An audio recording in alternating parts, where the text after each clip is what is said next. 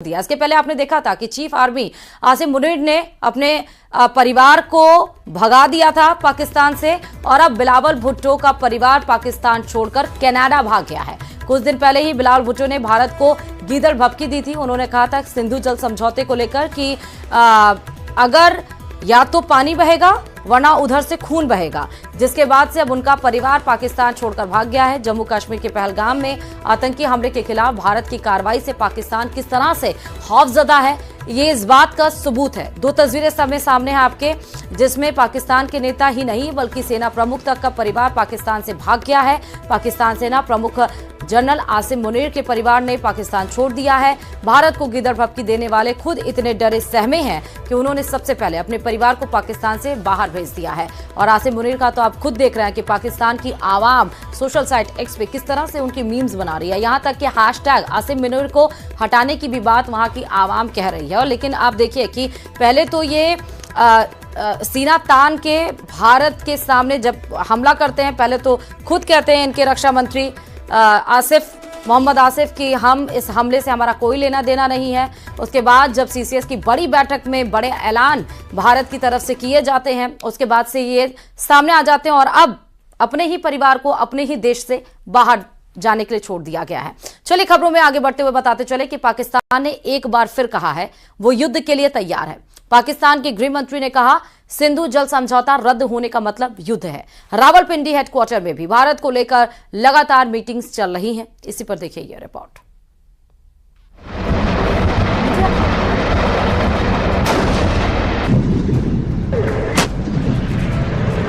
भारत के दुश्मनों को तीन तरफ से घेरा जा रहा है।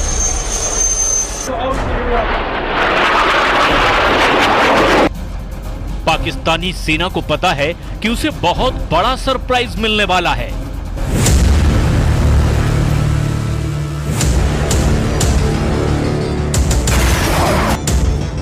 क्योंकि पहलगाम में पाकिस्तान के आतंकियों ने जो किया उसकी माफी नहीं, सजा मिलेगी, और वो भी सजाए मौत मिलेगी।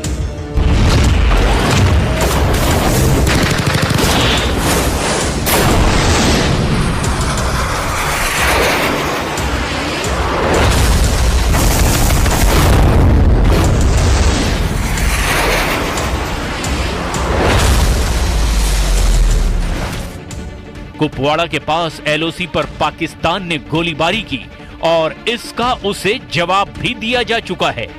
रिपोर्ट है कि अगर पाकिस्तान ने 600 गोलियां चलाई तो भारत ने इसके जवाब में 1300 राउंड फायर कर दिए। यानी पाकिस्तान को एलओसी पर जवाब मिलना शुरू हो गया है। पाकिस्तान के हर अटैक के बदले डबल काउंटर अटैक हो रहा है।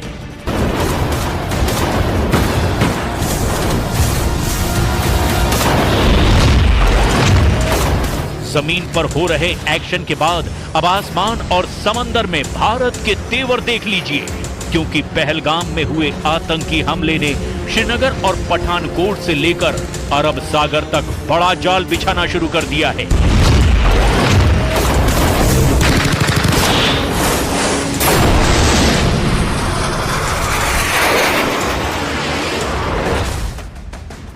एलओसी से लेकर भारत और पाकिस्तान के बॉर्डर और साथ में अरब सागर तक हाई अलर्ट है।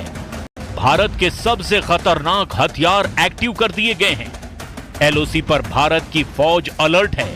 पंजाब और राजस्थान सेक्टर में बीएसएफ की कड़ी निगरानी है और S-400 जैसे तमाम एयर डिफेंस सिस्टम भी अब 24 घंटे एक्टिव कर दिए गए हैं। भारत की टैंक रेजिमेंट भी अखनूर से लेकर गुजरात तक वॉर मोड में आ चुकी है। इस वक्त एयरफोर्स में 2 जहाज बहुत एक्टिव हैं और वो हैं सुखोई 30 MKI और राफाल, जो भारत के फ्रंटलाइन फाइटर माने जाते हैं। इन सब के बीच बड़ी खबर यह है कि पाकिस्तान का पहलगाम वाला एजेंडा फेल हो चुका है। नौसेना ने अपनी फायर पावर दिखाकर बता दिया है कि जो पाकिस्तान चाहता है वो कभी नहीं होगा।